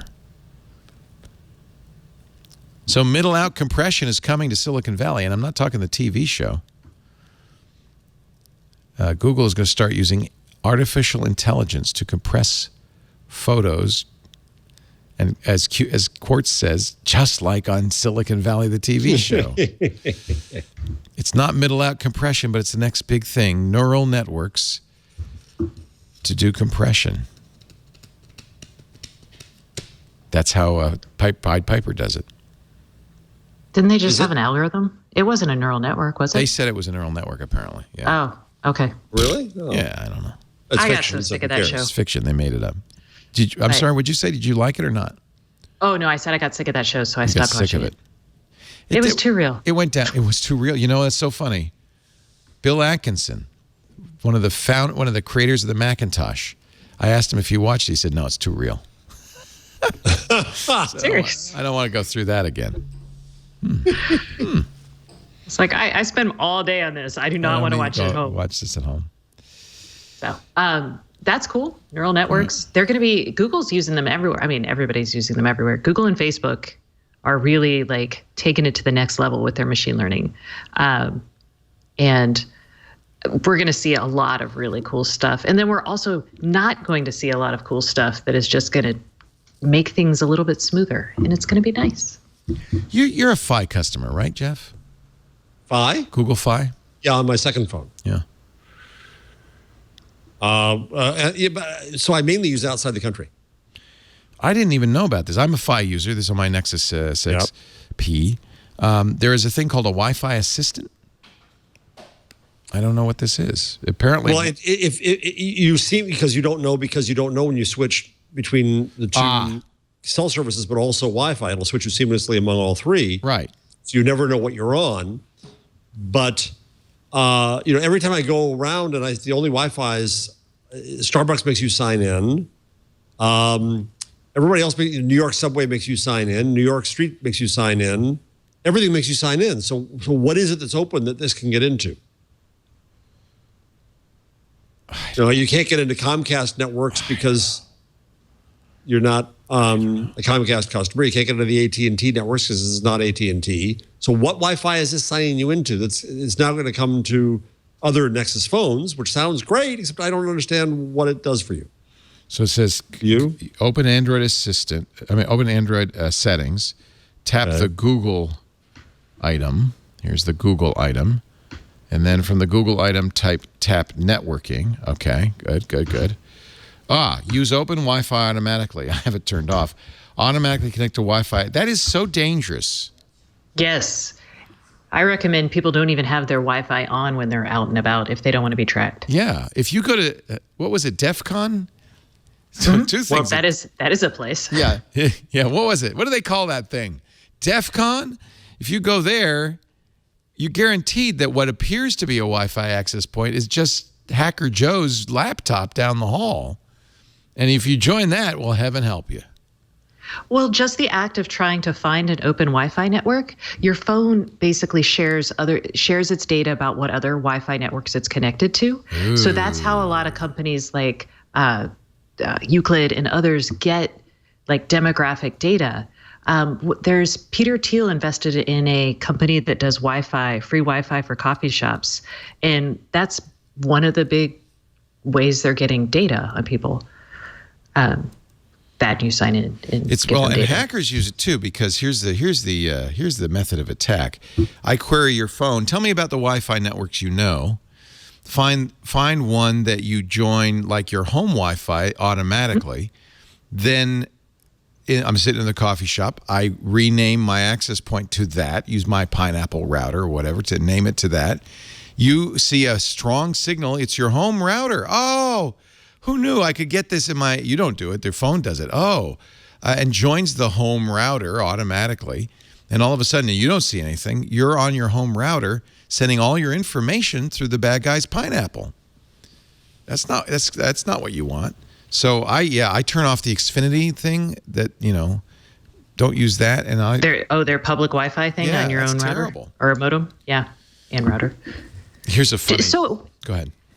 Oh, I was going to say on that, if you don't use their modem, does it still create the public hotspot? Because it's just, if you don't use their router,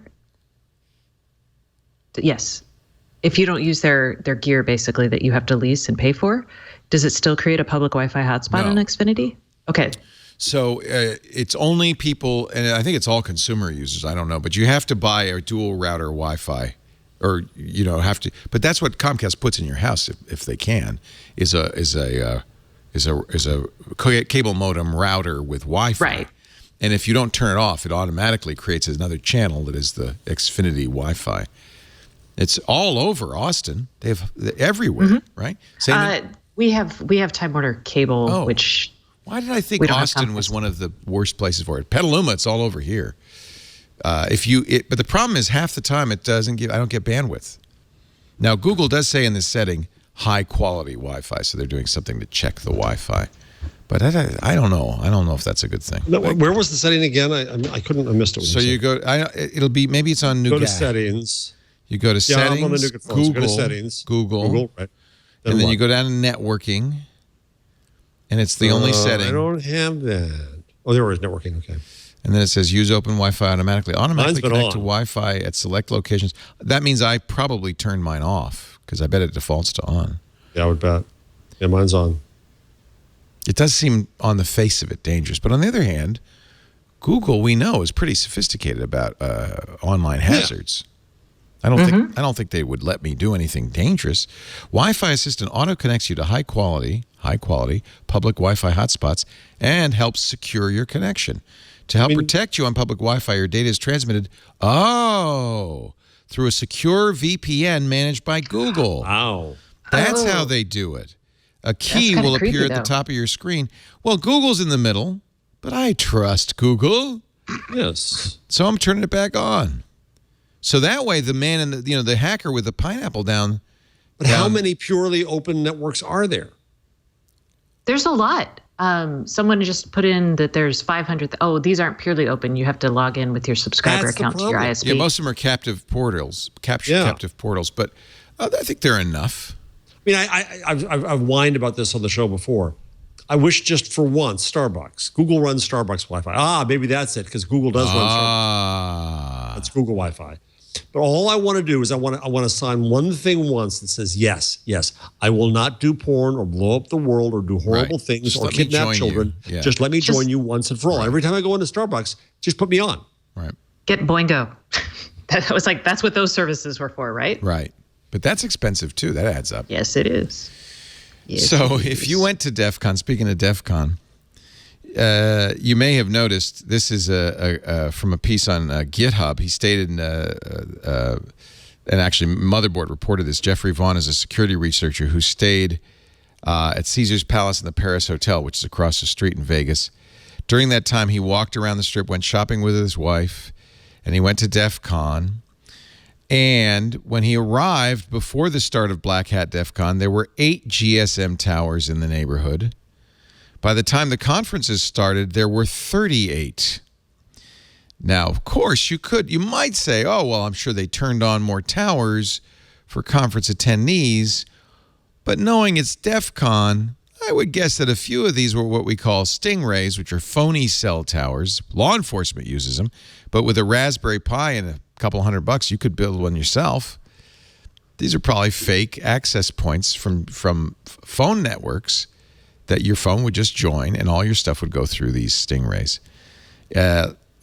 It's about $1,500 to build your own low-cost stingray.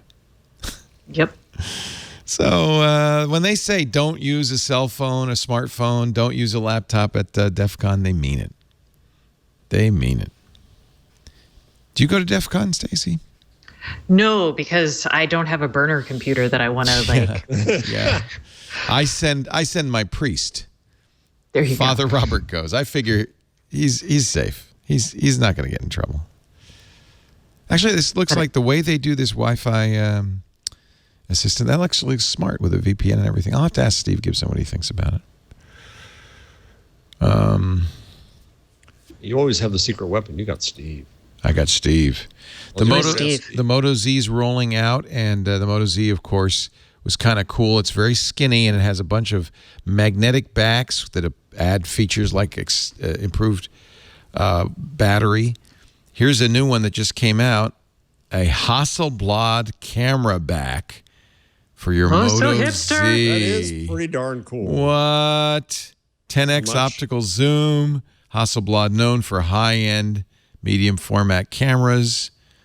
And they say maybe at IFA next month in Germany, the Moto Z Hasselblad back. Now I'm tempted. It doesn't take much to tempt you. No, it doesn't take much. I'm easy. Google's fiber markets. You're in a Google fiber market, Austin. You can't get it, I know, Stacey, because you're too far. It's true. I call that reason to move, Stacey. But you get a benefit. You get a benefit. So Comcast would offer me cheaper service if they exactly lived in. Except that's a hard plan to find. Yeah. This is from the Next Web. Brian Clark writes, Comcast hopes you don't notice it's twice as expensive in non-Google fiber markets. Competition. Is there anything it can't do? So do you have Comcast data? I don't have Comcast. Comcast isn't in my market. I have Time Warner Cable. Well, so you don't know. But I will say, John Brodkin over at Ars Technica, he called the Comcast $70 gigabit deal the Kaiser Sose of internet offers, because some Comcast reps can't even find it. No one can get it. So it's worth noting that it's possible you could get this, but you're going to have to work for it. They don't promote it. It's actively being hidden, but they apparently, according to Comcast responding to an Ars Technica piece, they said, no, you can get it. You just got to know where to look there. It's, you know where, look, so here's the thing. Take a left at Jimmy Hoffa, and there it is. You'll find it. Sorry, it's $70 gigabit. I don't know. Someone was asking. You're not getting it, even if you're in Austin. But if you're not in a Google market, you could pay twice that. Right. Yay. And I, on the other hand, can get no gigabit despite putting Cat 6 cable in my house just in case I could get a gigabit. It's going to come. I have faith. You know, Cat 6 is so last year. We have Cat 6A. Dang it. Well, I wanted conduit, but that's like twice the cost. That wasn't going to happen. So let me see if I can find this picture I took of Russell, our brilliant IT guy, without whom Cat 7 infrastructure. We have Cat 7 infrastructure. Cat 7. Without Russell, I don't know if we'd be on the air right now. The poor guy stayed up late. But here's Russell stringing our Cat 6A cable. I don't know why it's baby blue. That's not a requirement. He says they just ran out of the other color.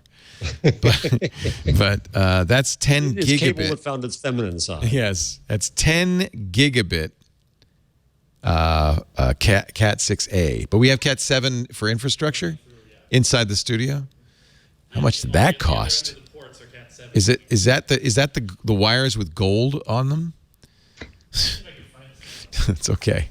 What have you bought, Leo? What have you bought? Did you ask him how much conduit would have been? We have conduit, but you have to put something in the conduit. Well, no, I know. So I wanted, like, that was my option, was like I'd have to spend money on conduit and then I could replace my cables at will. It makes it easy to pull new cable. Right. But that was so expensive that we were But that's your home. This is my business. It's got conduit up the butt. This is TV studio, Stacey. And by the way, Steve Martin Short, and Tom Hanks are joining me for Conduit Up the Butt later today. Oh, man. That joke is never going to die, is it? No. Let's take a break, because you know what I'm doing in about, as soon as this show's over? I'm hopping in the Tesla and driving down to Shoreline Amphitheater to see Cheap Trick, Joan Jett, and Hart in concert. Take a wild guess. Stacey know who any of these people are. Take a wild guess whose idea that was. It wasn't mine. But it'll be fun. I think it'll be a lot of fun. We probably do have rose gold cables for the Cat 7, I would think. Yeah. That's the best, rose gold cables. That is the best. I have rose gold jewelry. Do you? So it must be. Of course. But your rose gold jewelry is not pink. It's actually rose gold, right? Apple really diluted the meaning of rose gold, I think. Yes, mine is a very warm. Yeah, it's gold with a little copper in there. Yes, copper is the right way to think of it. Yeah. Not pink as Apple would have it. Yes. Our show today, I'm sorry, I'm beating a dead horse here. Our show today brought to you by My Mattress. Oh, you want a good night's sleep? Trust me, it's everything. It's everything, a good night's sleep. And you can get one on your new Casper mattress. Casper, you probably heard about them. They're an online retailer of premium mattresses for a fraction of the cost. They're really changing the way people buy mattresses. Not only do they cut the cost of the mattress, because instead of going to a reseller or a showroom, you're buying direct from the factory. The factory's in the U.S., by the way. But they've also changed how people think of buying a mattress in terms of choosing a mattress. With Casper, you don't get 5 minutes on a mattress in broad daylight under the steely gaze of a shop clerk wondering if you're going to put your shoes on their nice mattress. No, you get to buy the mattress. They send it to you in a very surprisingly compact box. You open the box and the mattress opens up. It's light, it's comfortable, it's springy but firm. You put it on the bed, and only now, the clock starts ticking. You have 100 days to decide if you want to keep it. And if you don't like the Casper mattress, I'm not talking 5 minutes, I'm talking 100 nights, they will pick it up for free. They actually give it to charity. They don't ship it back to the factory. They give it to charity, and they give you back every penny. So there's no risk at all. It's really the right way to buy a mattress. No wonder they're an award-winning sleep surface with just the right sink and just the right bounce. They won the 2016 Business Intelligence Group Innovation Award. Breathable design, too. It's the hottest summer in history, right? But the Casper sleeps cool, and that's another big part of getting a good night's sleep, is not sweltering in your bed, but just it breathes. Buy it online. Try it out. You will love it. I love it. Free delivery, painless returns. The Casper mattress is just right. Free shipping and returns in the U.S. and Canada. And they start as low as $500 for a twin. Plus, we're going to give you an additional $50 off by going to Casper, C-A-S-P-E-R, casper.com/twig, and using our offer code TWIG. Some terms and conditions apply. Casper.com/twig for $50 off. Don't forget the offer code TWIG. I love my Casper. You will too. Leo?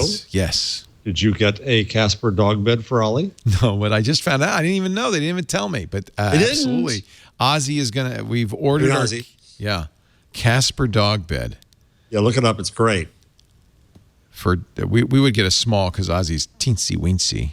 There's not enough yeah. gravity. Oh, that looks so nice. Oh, man. There's a Ozzy's, small for dogs up to 30 pounds. yeah, Ozzy's going to be mad at me that I didn't get him a... There's pictures of dogs in them, which I kind of like because they kind of just smush in. Oh, man. My dog would eat this in a heartbeat. He would eat it? Oh man, my dog's current bed is like a memory foam little bed for it, and he's chewing it up, or she's chewing it up rather. Yeah. Well, this is memory foam on the bottom, which is the firm part, and then on the top part they've got latex. It's more springy, so it's kind of firm and soft. Wow.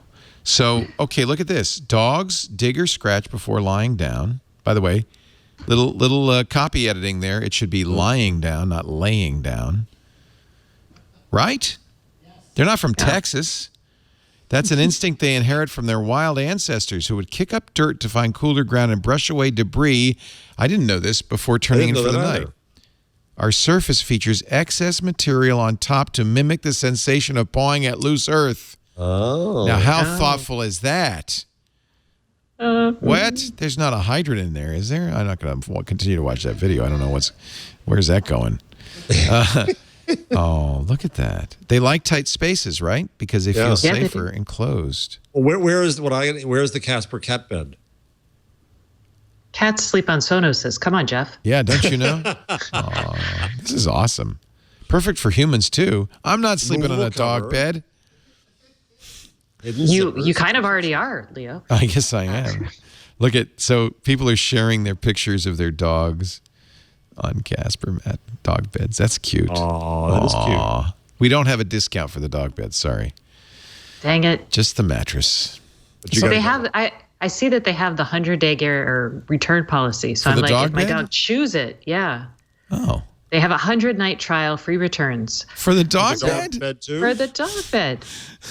Sleep on it, lounge on it, drool on it. If your pup doesn't love the dog mattress, we'll give you a full refund. But what if she loves it too much and eats it? By the way, they say that's almost 2 dog years. Yes. That's funny. That's very funny. All right, we're going to wrap things up with your tips and picks. We're there, aren't we? Yes, we are. I know. It goes so fast. Yes, it does. I love this show. I look forward to it every week. And I hope you all at home do. So do I. What would you? I can have Stacey start if you'd like. Yeah, please do. Who? I'm prepared. So it's National Waffle Day, you guys. Yes. Coming to us from the home of chicken and waffles, Austin, Texas, Stacey Higginbotham. This is old, but if you don't know about it, it's called Will It Waffle. It's a cookbook. It's a website. And you can buy it for like $5. And there you go. It is everything you would not believe in making it in a waffle iron. So I will like kale chips. A waffled quesadilla. Oh, I'm sold. I am immediately sold.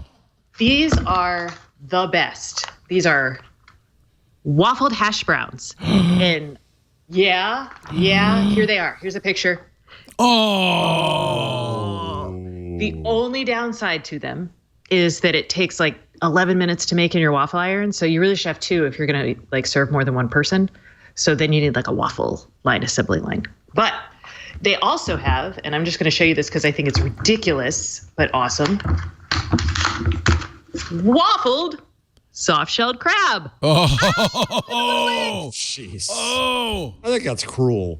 No, the crabs are dead. The crab's dead, Jeff. You don't waffle them before they're dead. It's not like a lobster. I like that notion of using the waffle iron as a crisper. Yes, and there's like great recipes. Can you show the picture of the quesadilla? Because I love a really brown quesadilla. This hash brown thing is amazing. I have a Belgian waffle iron that you put the thing in and then you turn it. Perfect. So, look at that. Perfect. I mean, guys, like you just until you have this cookbook, which is so ridiculously fun. Waffled wontons. Can you do mac and cheese waffles? Yes, they do. They have a waffled mac and cheese. They have waffled And then you Mexican deep fry migas. Yes, of course. This is Texas. Waffled salmon. Well, the hash browns are just rösti. Or what? Rösti. What's rusti? That's in Switzerland. That's how they make their hash browns. potatoes. Yeah, they're killer. So just crusty. because I don't want to buy the book, just tell me how to make hash browns at my waffle iron. Do I spray it with Pam, and then I put the shredded potatoes in there cooked? It's so simple. You thaw out your shredded potatoes. You can either shred them yourselves if you're just a masochist, or you can buy the frozen hash brown mix. Yeah. I like to micro them a little bit to get them soft and then crisp them up.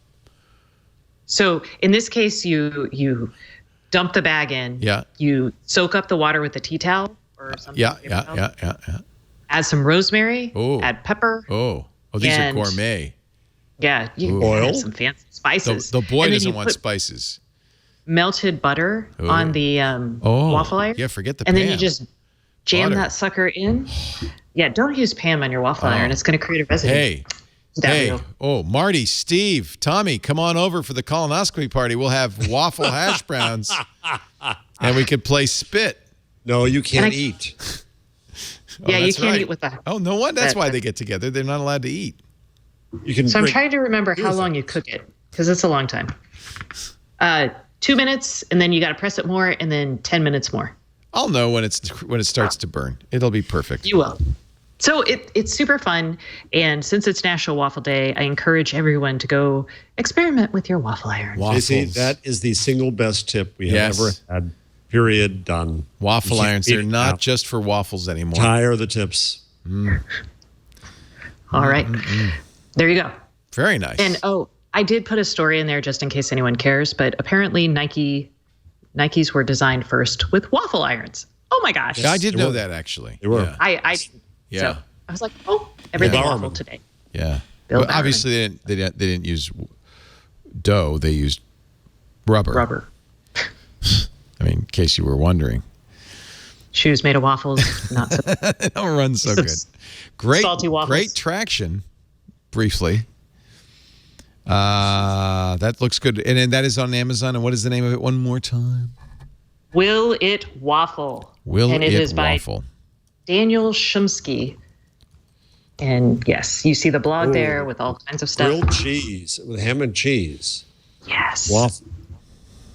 Sorry, Stacey, but please do show us the macaroni and cheese. Oh, find it. Okay, hold on. I want to see that. Mac and cheese. I haven't made the mac and cheese. Hello, doggy.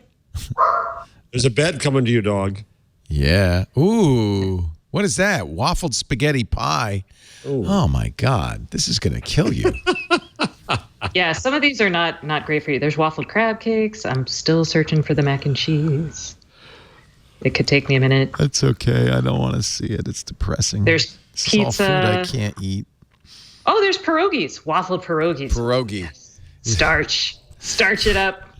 Waffled mac and cheese. There used to be a deli across the street from the radio station. It was called the Full Belly Deli, and they made pierogies.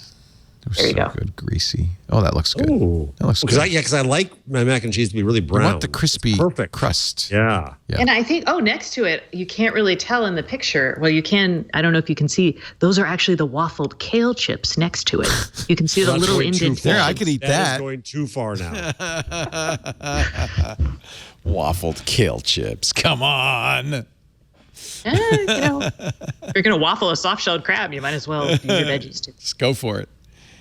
Number of the week from Jeff Jarvis. I lost one of them, so I can't find my. Got them all excited on the waffles. I'll do the boring one. Yeah, I can't follow this act. This is not fair. Wow. Sorry, Jeff. So the Google stock has gone up 1,700%. Wow. Since its IPO.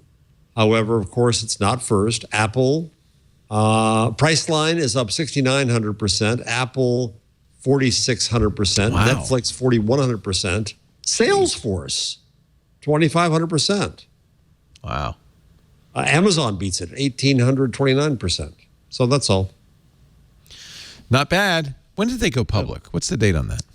Oh, what is the date? I should know that.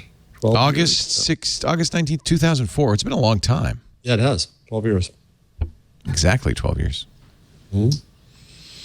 My pick of the week is kind of a little weird thing called Cube Composer. It's a game, but it's a game that will teach you functional programming through transformations. All right. I mean, I know this is crazy, but how would you turn this red and yellow stack of cubes into Oh, I'm just so bad at spatial relations. Well, but you're going to learn. You're going to learn. No. So you just map the yellow to the red, right? We'll drop that function over there. Oh yeah, that worked. So let's go to the next level. Now you might say, well, this is pretty obvious. Oh, how do we get that to be all yellow? But what you're actually going to do is you're going to learn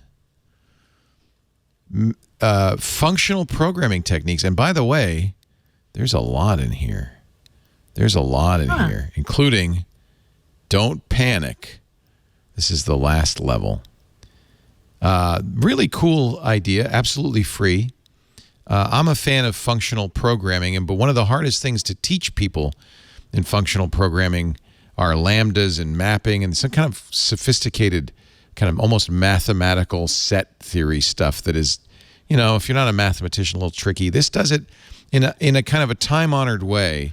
Non-verbally, just gives you a puzzle that you solve, and by the end of it, you'll kind of understand what mapping is.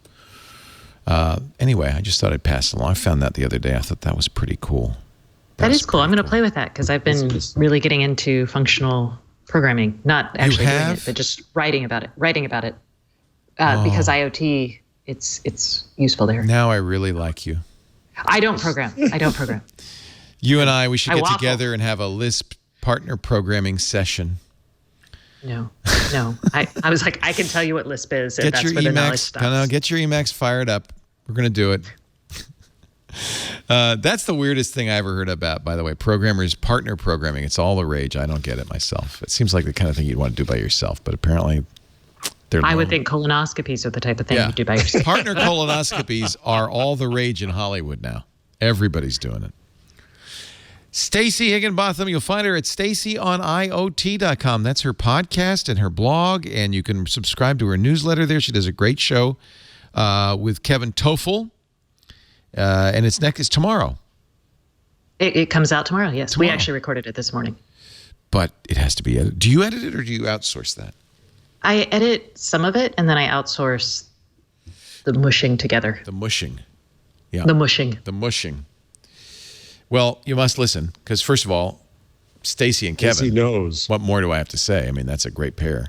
But we have a great show tomorrow. Yeah. Oh. Kevin's looking at connected jewelry. Good for him. Thank you, Stacey. Always great to see you. We'll see you next week. Mr. Jeff Jarvis. Hey, will we? When are you going to Europe? Oh, you'll see me next week. Okay. It's the week of September 11th that I'm in Europe. Okay. And I'm leaving shortly after that. I'm leaving a few days after you get back. Or no, I'm leaving September 16th. That is the day after I get back. Yeah.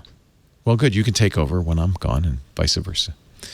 Jeff Jarvis is professor of journalism at the City University of New York. He also blogs at buzzmachine.com. He is a legend. A legend. Are you still using the Google Plus?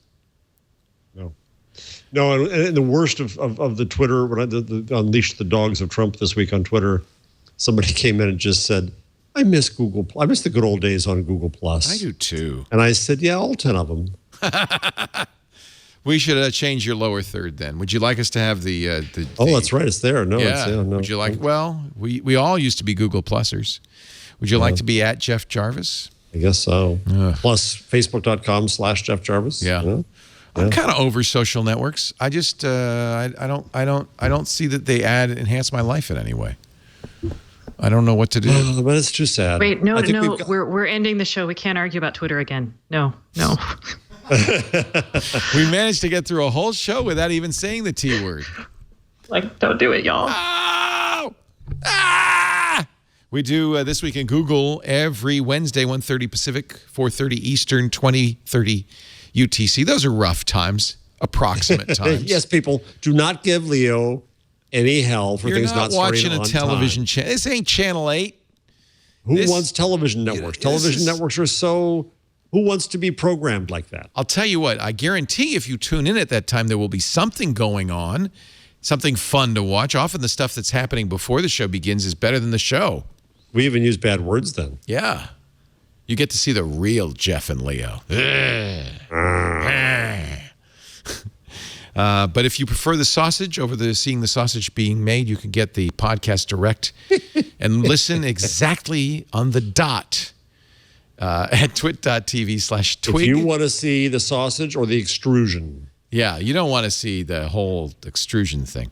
I'll tell you what, Extruding is an ugly thing. I actually have been to several sausage making workshops, and it is an You have?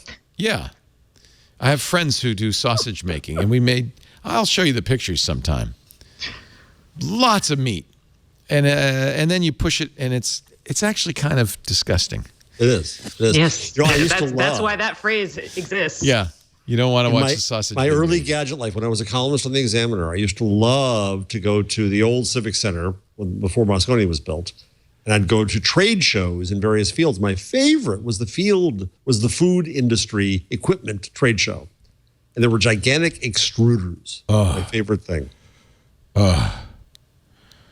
Yeah, I can tell you the favorite thing to watch is a GIF, not of food extruders, but it's called FarmBot. If you get bored, guys, go look at the FarmBot GIF because it's adorable. FarmBot. It's a CNC planting machine, and you program it, and it like just starts dropping seeds everywhere. Nice. So food at its earliest stage. FarmBot. Oh yeah, we watched that. We've seen that. Yeah, we've watched that on the show before. Oh yeah. Yeah, Yeah, we love the it's FarmBot. hypnotic. I love that thing. Yeah. Yeah. That's really cool. That's better than the sausage being made. Yeah. I guess that's all I have to say. It's time to say I goodbye. think it's time to say goodbye. I don't want to say goodbye, but I will say goodbye. I will see you guys next week. Next week. Thank you, Stacey. Thank you, Jeff. Thanks to all of you for joining us. We will see you right here next week on This Week in Google. Bye-bye.